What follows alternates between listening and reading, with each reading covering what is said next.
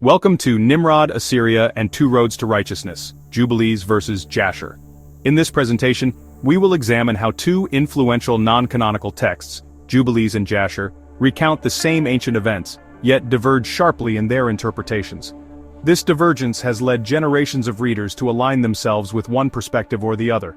Some are drawn to Jubilees for its cosmic angelic framework, while others are captivated by Jasher's narrative richness and focus on human drama. Are these perspectives reconcilable, or do they represent fundamentally different worldviews? Together, we will explore the origins of empire, rebellion, and restoration, and consider why these ancient debates continue to resonate in our time. Before the days of Peleg, the world was united, one language, one people, one ambition. According to Jubilees, Ham, Shem, and Japheth lived in close proximity before the earth's division. The split begins in the era of Peleg, marking the onset of territorial and linguistic fragmentation and the birth of ideological divergence. Here, the seeds of empire and resistance are sown, setting the stage for the unfolding drama of human history. In Jubilees 8:14, Kainam, son of Arpachshad, discovers ancient inscriptions left by the Watchers, the fallen angels. Kainam becomes a proto-archaeologist, reviving the pre-flood legacy of Cain through forbidden knowledge. This act lays the groundwork for the Tower of Babel, transforming it into a fortress of Cainite ideology, even though Cain's bloodline is extinct. The revival of lost arts and esoteric wisdom thus becomes a central thread in the story of humanity's spiritual struggle. Nimrod, Mesopotamia, and the Two Roads to Righteousness, a comparative review of Jubilees and Jasher was Nimrod, and the rise of Mesopotamian Empire. Before diving into the theological tensions between Jubilees and Jasher, we must first understand the geopolitical and ideological backdrop of Nimrod's kingdom. Genesis 10:8-12 introduces Nimrod as a mighty one in the earth, a mighty hunter before the Lord, whose kingdom began in Babel, Erech, Uruk, Akkad, and Calneh in the land of Shinar, the heart of ancient Mesopotamia. This region, nestled between the Tigris and Euphrates rivers, would later birth the empires of Babylon, Assyria, and Persia. Nimrod's influence extended northward into Assyria, where he is credited with founding Nineveh, Rehoboth-ir, Calah, and Resen. Micah 5:6 even refers to the land of Nimrod in parallel with Assyria, suggesting that Nimrod's legacy became synonymous with imperial power and rebellion against divine order. Archaeological parallels have been drawn between Nimrod and Sargon of Akkad, a 3rd millennium BCE ruler who unified Sumer and Akkad, conquered northern Mesopotamia, and left inscriptions in Nineveh and Asher.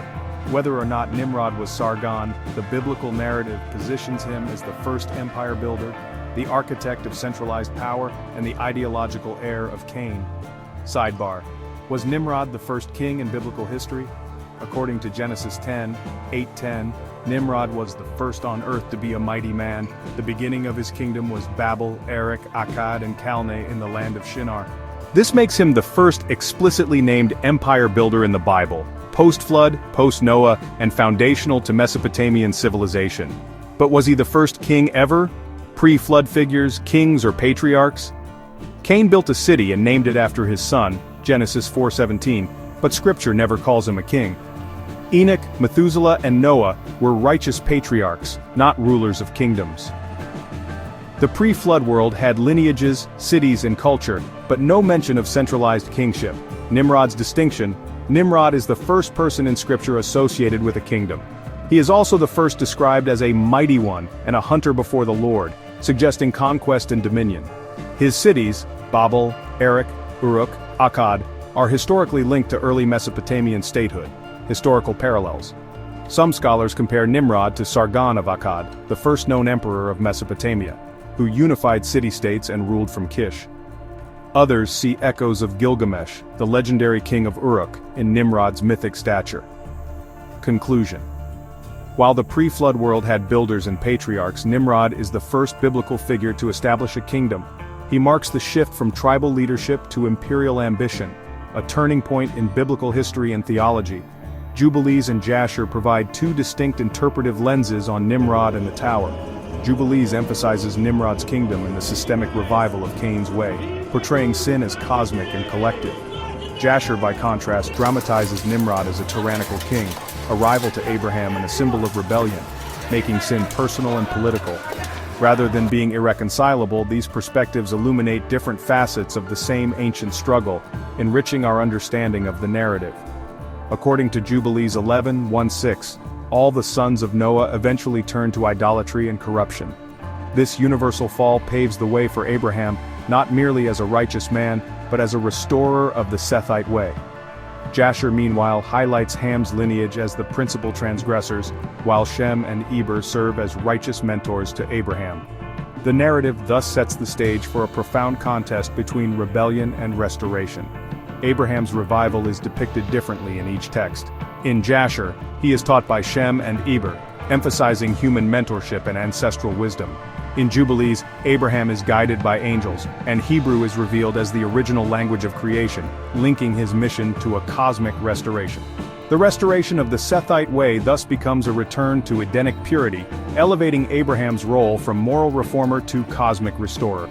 The figure of Melchizedek stands at the crossroads of interpretation. Jasher identifies him as Shem, emphasizing a historical and genealogical continuity. Jubilees omits his name, while Hebrews 7 presents Melchizedek as without father or mother, without genealogy, and made like unto the Son of God. This interpretive divide has led some to see Melchizedek as a Christophany, a pre-incarnate appearance of Christ, while others view him as a human priest-king. The mystery remains a theological fault line but also a bridge between heaven and earth. Sidebar: the first tithe and divine allegiance, Abraham's post-war encounter, Genesis 14:20. The first mention of tithing. And blessed be God Most High, who has delivered your enemies into your hand. Then Abram gave him a tenth of everything. This is the earliest biblical record of tithing.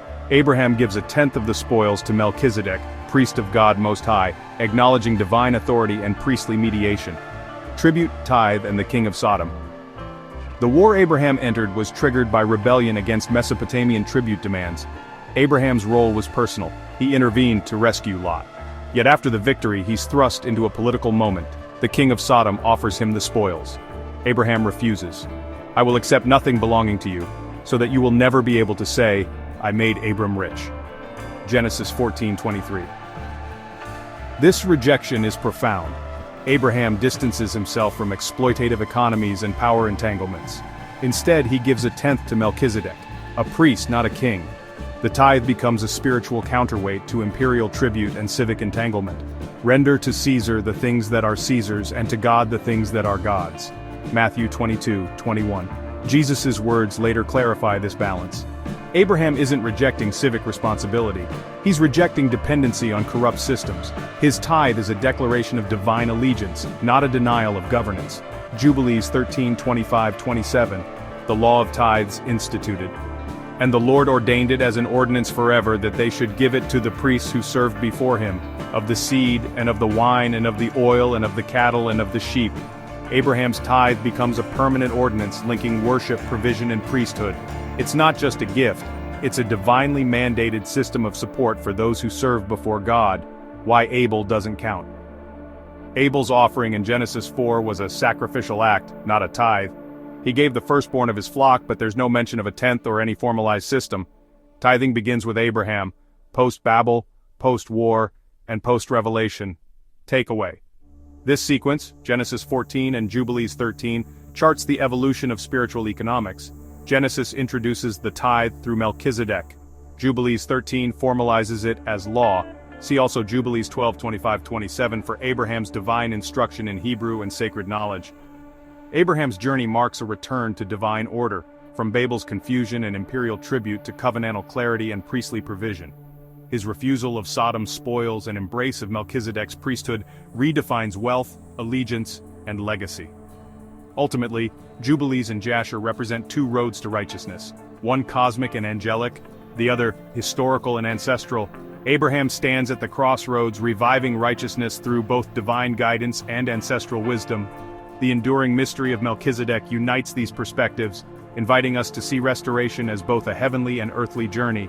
As we conclude, consider this. Jubilees and Jasher are not simply rival texts, but complementary lenses on the same truth. One is cosmic, one is historical, one is angelic, one is ancestral. The questions they raise about power, rebellion, and restoration still echo in our own time. May your study of these ancient works inspire deeper inquiry and a renewed search for wisdom. Before we delve deeper, let us pause for a detailed sidebar, one that illuminates the architectural and technological legacy at the heart of Nimrod's project. Jasher's account, Ham's sons and the tower. The book of Jasher, chapter 9, describes the Tower of Babel as a project led by the descendants of Ham, especially Cush and Nimrod, who sought to build a structure that reached the heavens. This aligns with Genesis 10:8-10, where Nimrod is called a mighty one in the earth, and a builder of cities. And the building of the tower was unto them a transgression and a sin. And they said, Come, let us build us a city and a tower, and it shall reach heaven. Jasher 9. Pyramidal parallels. Architecture of ascension.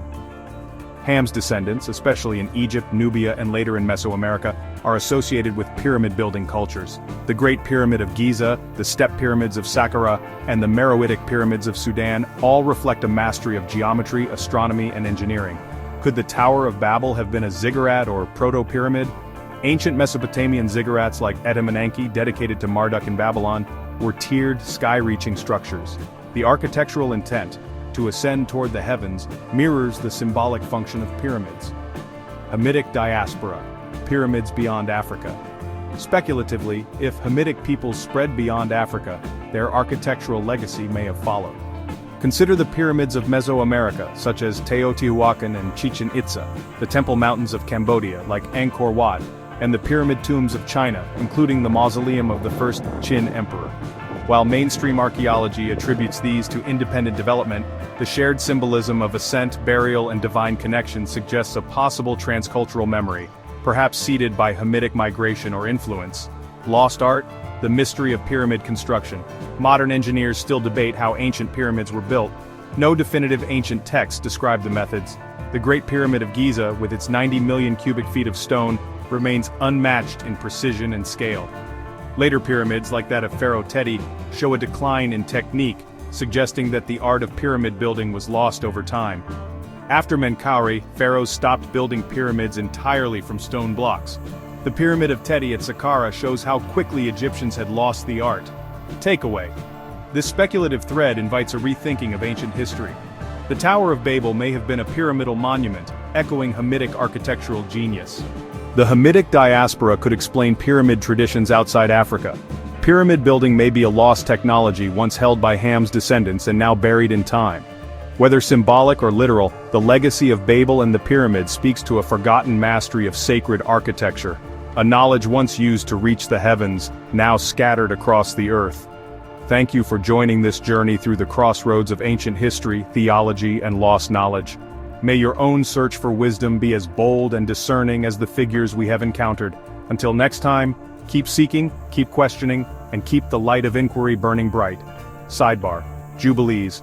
The tower as a monument of scale. The Book of Jubilees offers a remarkably detailed account of the tower's construction. Height: 5,433 cubits and 2 palms, approximately 2,484 meters, 8,150 feet, nearly 3 times taller than the Burj Khalifa, the tallest building in the modern world. Construction time: 43 years of continuous building. Materials: bricks fired with flame, cemented with asphalt from the sea and fountains of Shinar. Destruction: God sent a mighty wind that overthrew the tower, scattering the builders and confounding their language. This account emphasizes human ambition, engineering marvel, and divine intervention, a cosmic response to a colossal human project. Conclusion: Abraham's blessing, Jacob's calling, and the church's inheritance. Even shortly after Jacob's birth, Abraham recognized the divine calling on his life. In Jubilees 19:23-27, he tells Rebekah, "Watch over my son Jacob, for he shall be in my stead on the earth, and for a blessing in the midst of the children of men, and for the glory of the whole seed of Shem. For I know that the Lord will choose him to be a people for possession unto himself, above all peoples that are upon the face of the earth. He shall be blessed forever, and his seed shall fill the whole earth. And in his seed shall my name be blessed, and the name of my fathers, Shem and Noah and Enoch and Mahalalel and Enos and Seth and Adam, and these shall serve to lay the foundations of the heaven, and to strengthen the earth, and to renew all the luminaries which are in the firmament." Later in Jubilees 22:10-15, Abraham blesses Jacob again with even greater clarity. May the God of all bless thee and strengthen thee to do righteousness. May he choose thee and thy seed that ye may become a people for his inheritance. May God give unto thee a seed of righteousness, and some of thy sons may he sanctify in the midst of the whole earth. Be strong in the presence of men, and exercise authority over all the seed of Seth. May the Most High God give thee all the blessings wherewith he has blessed me, and wherewith he blessed Noah and Adam. May he renew his covenant with thee, that thou mayest be to him a nation for his inheritance for all the ages. This is the revival of the Sethite way, a restoration of righteousness, purity, and covenantal identity. Jacob is not just blessed, he is commissioned to carry the legacy of Enoch, Mahalalel, Shem, and Noah into a world corrupted by Nimrod's rebellion. And this legacy does not end with Jacob, it is fulfilled in Christ and extended to the church. Matthew 16:18, You are Peter, and upon this rock I will build my church, and the gates of hell shall not prevail against it. 1 Peter 2:9. But you are a chosen race, a royal priesthood, a holy nation, a people for his own possession, that you may proclaim the excellencies of him who called you out of darkness into his marvelous light. The church is not a break from the righteous seed, it is its flowering. The blessing of Abraham becomes the commission of Peter. The sanctuary Rebekah foresaw is now built in living stones. Encouragement to the reader. You are not bound by Nimrod's rebellion. You're not trapped in the systems of Babel. You are called into the righteous seed, the holy nation, the Sethite revival. You can break free from demonic influence. You can walk in the path of righteousness. You can build the sanctuary of God in your generation. Abraham saw it, Jacob received it, Peter declared it, Christ confirmed it. This is your inheritance. Genealogical anchoring, Nimrod and Peleg in parallel. Line of Ham has Noah, then Ham, then Cush, then Nimrod. Line of Shem has Noah, then Shem, then Arphaxad, then Salah, then Eber, then Peleg. This visual helps show how Nimrod and Peleg were in the same generational window, making it clear and easy to understand. Explaining Nimrod with the Bible and the Book of Jubilees.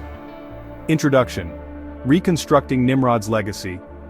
Nimrod was not merely a rebel king but a central figure in the rise of urban civilization and the Babel incident whose timeline intersects with Peleg and the division of tongues.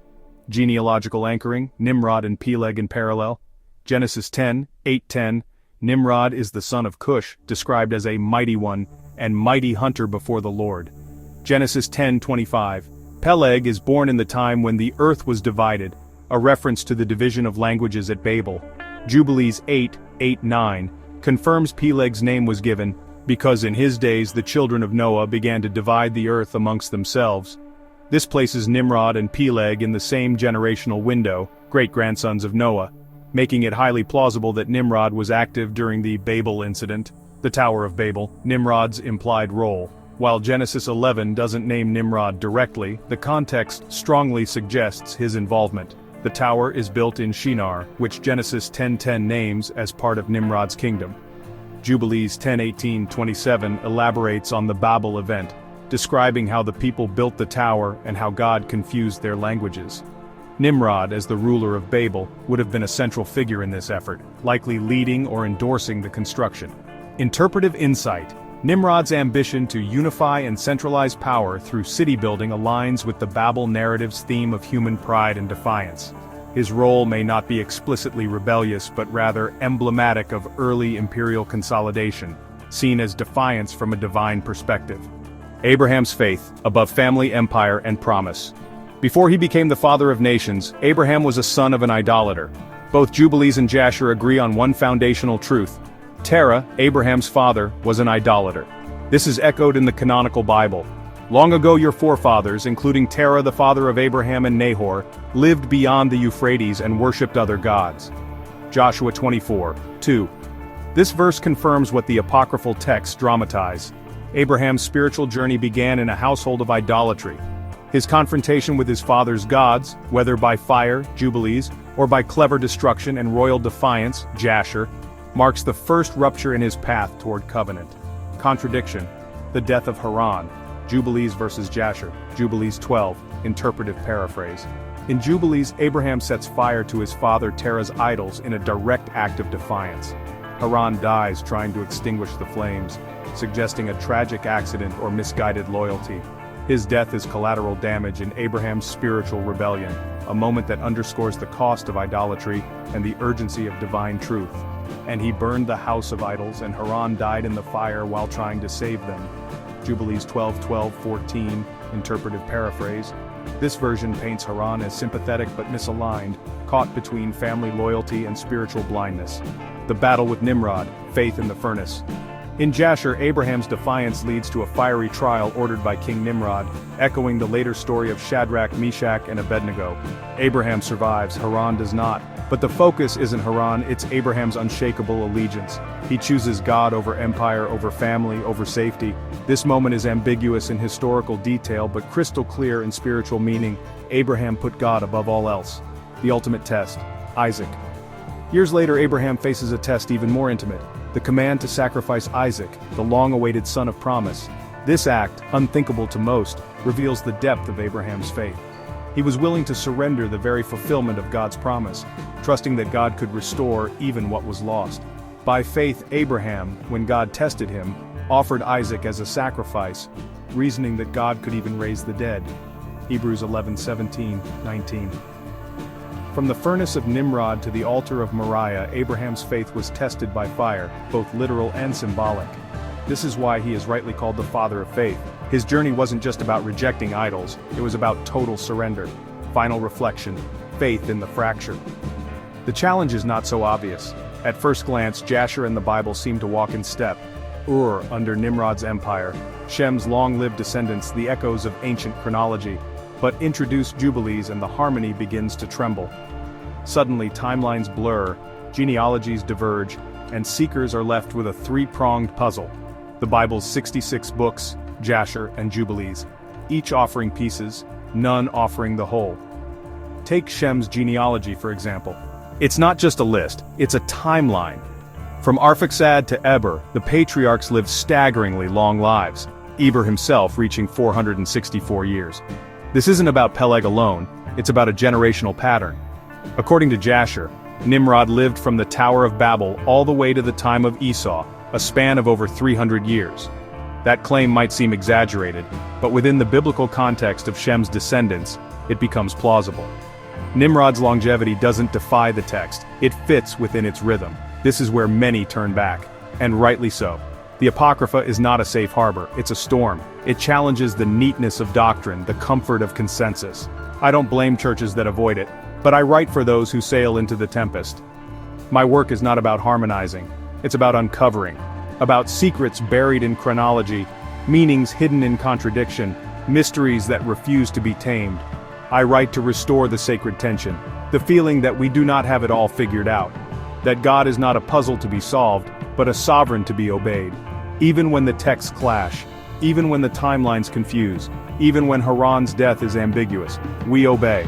Because faith is not forged in clarity, it's forged in trust. And the God who led Abraham out of Ur still leads us today. He will explain the rest when we meet him again. Teaching sidebar, Shem's genealogy and the shrinking years before the flood, lifespans stretched toward the millennium. Adam lived 930 years, Methuselah 969, and Noah 950. But in Genesis 6:3, God declares, "My spirit shall not abide in man forever, for he is flesh, his days shall be 120 years."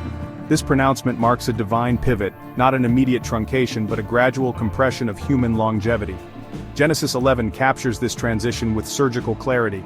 The genealogy of Shem, Genesis 11:10-26. See table on screen, source, Genesis 11:10-26. Theological implications, gradual decline. The reduction in lifespans is not abrupt. Eber still lives 464 years, nearly half a millennium, suggesting that the divine decree in Genesis 6:3 unfolds over generations. Transitional era, Nimrod, according to Jasher, spans the Tower of Babel to Esau's adulthood, a period of approximately 300-500 years. Within the context of Shem's descendants, this is plausible. Nimrod's longevity doesn't contradict Genesis, it harmonizes with its transitional cadence. Narrative tension. The shortening lifespans mirror a theological descent. As humanity moves further from Eden, their years diminish. The sacred tension builds, not just in chronology but in spiritual proximity, teaching opportunity.